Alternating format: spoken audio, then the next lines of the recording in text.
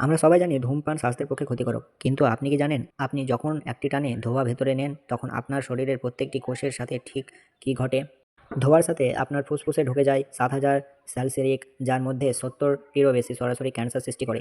এই বিষাক্ত পদার্থগুলো আপনার ফুসফুসের নরম টিস্যুকে পুড়িয়ে ফেলে, ফলে তৈরি হয় সিওপিডি, দীর্ঘস্থায়ী কাশি এবং ফুসফুসের ক্যান্সার। এরপর আক্রমণ হয় হৃৎপিণ্ডের উপর।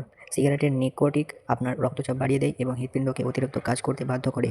কার্বন ডাইঅক্সাইড রক্তের অক্সিজেনের পরিমাণ কমিয়ে দেয়, ফলে রক্তনালী ব্লক হয়ে হার্ট অ্যাটাক এবং স্ট্রোক এর ঝুঁকি বহুগুণ বেড়ে যায়। ক্ষতি এইখানেই শেষ নয়, ধূমপান আপনার মস্তিষ্ককে কোষ নষ্ট করে পাকস্থলীর এবং মূত্রাশয়ের ক্যান্সারের ঝুঁকি বাড়ায়। এমনকি এটি আপনার ত্বককে দ্রুত বুড়িয়ে দেয় এবং দাঁত নষ্ট করে ফেলে।